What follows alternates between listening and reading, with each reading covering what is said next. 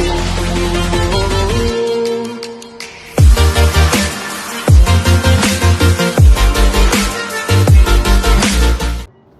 mga ka-idol, today's my mini vlog. Siyempre, magpiling artista muna tayo habang nakasakay tayo ng bus mga idol. Ayan, habang nakasakay na ako ng bus mga lods, siyempre papakita ko muna yung ganda ng UAE. Alam mo mga lods, makikita mo talaga na nasa ibang bansa kapag nakakita ka ng maraming mga building at matataas. Talagang alam mo yun mga lods, talagang kitang-kita mo talaga yung ganda ng UAE. At siyempre mga lods, habang nakasakay ako ng bus, siyempre ipapakita ko sa inyo yung ganda ng UAE. At syempre, ayan mga lods, finally nagkita-kita na kami ni Maring Thea at paring Dudes habang naglalakad kami sa kainitan ng araw. Kaya nga, at least kahit papano hindi humidity that time na naglalakad kami mga lods. At syempre mga lods, alam mo, habang nagkakasama kami, naglalakad kami, alam, kitang-kita mo yung saya namin na makalibot ulit mga lods at makagala kahit malayo sa pamilya namin at tinitis namin yung homesick. Alam mo mga lods, bilang isang OFW, mahirap malayo sa pamilya at siyempre, kailangan mo rin mag-unwind at mag-relax, hindi lang puro trabaho lagi mga lods. Ayan, nakapasok na kami sa Dubai Mall mga lods at siyempre, pag nakakita ka ng ganyan mga lods, tawag dyan Dubai Aquarium na makikita sa Dubai Mall mga lods. Talagang ang laki-laki niyan mga lods, ang daming isda mga lods at talagang daming mga Pilipino, mga ibang lahi lahat pupunta dito, talagang tourist spot yan dito sa UAE.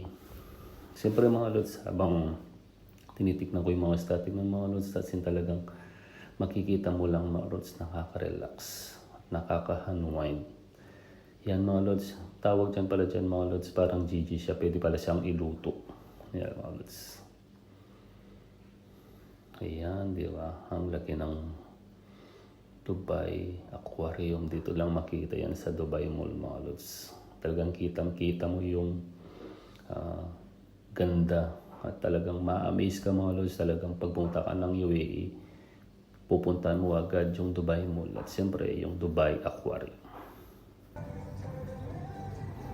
Yan mga lods, siyempre di ba, tamang relax muna, sayo-sayo muna tayo dyan mga lods habang nakatugtog yung dancing fountain sa Dubai Burj Khalifa.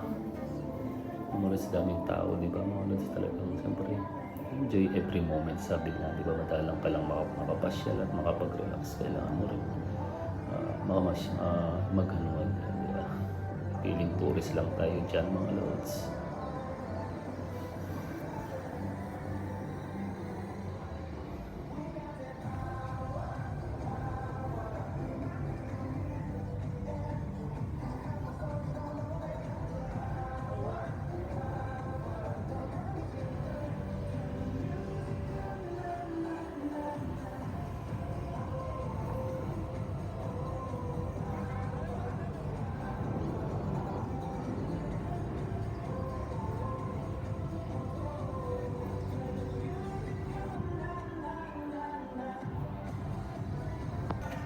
Siyempre mga lods, tignan nyo, talaga nga may sumasayaw pa ang mag-asawa dyan, couple mga lods, kasi yung dancing fountain talaga magpapasayaw ka talaga as in.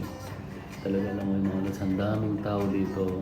That time na pumunta kami mga lods, Sabado, siyempre alos day off at siyempre sahuran ng mga tao mga lods, kaya maraming sale, pero siyempre hindi man tayo makapamili mga lods dahil window shopping lang tayo, masilang tayo ng lods dito sa Dubai.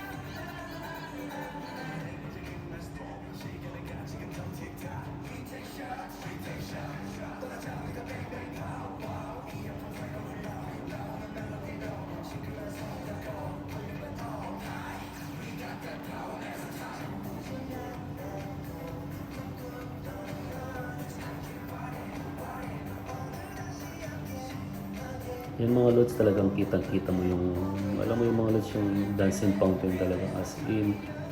Yung sumasabay siya sa tugtog at nakaka-relax mga lods habang nandito ako mga lods, nakakalimutan ko yung mga problema. Alam mo mga lods, siyempre, minsan dumarating sa atin na may problema tayo pero siyempre, kailangan natin maging matatag at malakas para sa ating pamilya at siyempre, kaya nandito tayo sa abroad para sa kanila mga lods.